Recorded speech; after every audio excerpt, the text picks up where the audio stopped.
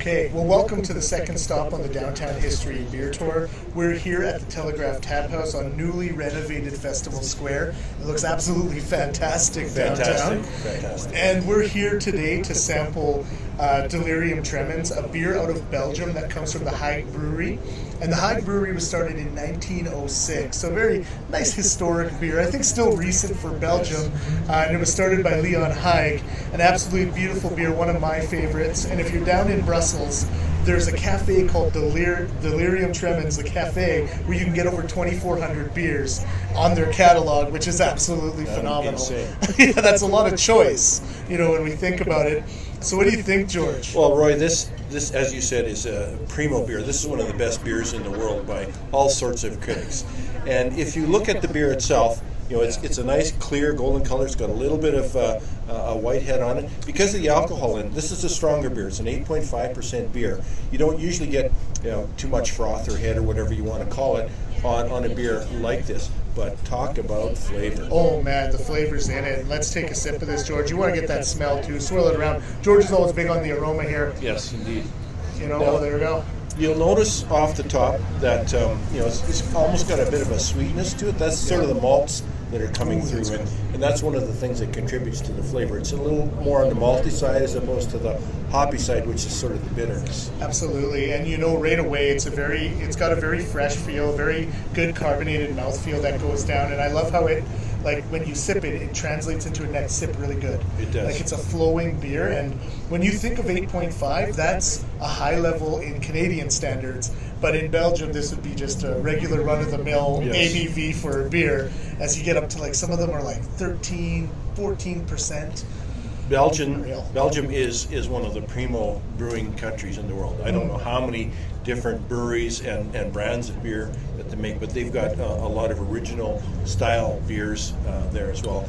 And this one sort of captivates sort of the essence, I think, of Belgian beer. They like them strong, and they enjoy them. Yeah, absolutely, and this is a nice strong ale as well, and it's categorized as a Belgian strong ale, which is absolutely fantastic. And if you come down here, they have other options as well. They've got Duvel here occasionally, they've got Le Chouffe. You can find a number of Belgian beers, so if you like Delirium Tremens, you might as well take a chance and try another Belgian beer and see what kind of style you like.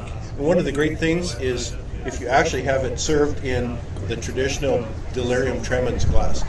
If you don't get one like that, say, wait till one that's clean. I need it in a real glass. Exactly. And, on that note, George, final thoughts? This is a magnificent beer.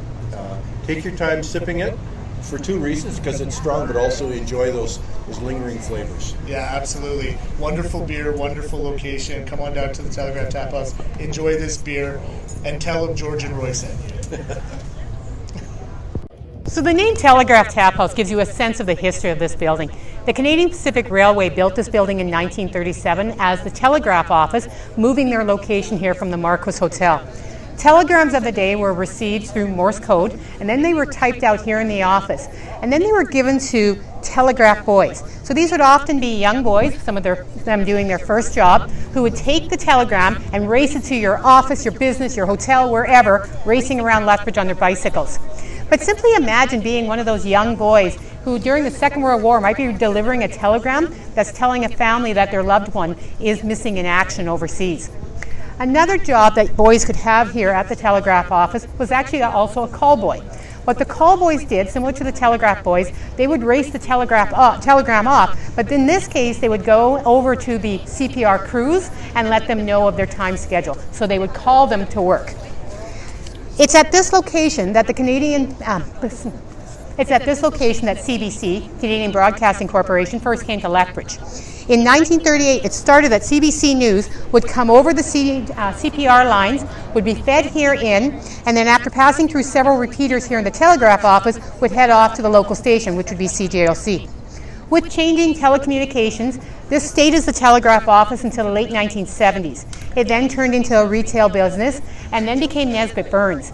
It was serving as a storage building in 2000 when it suffered a fire.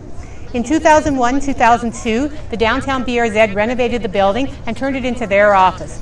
And when they moved across the street, Telegraph Taphouse opened up here and has been Telegraph Taphouse ever since.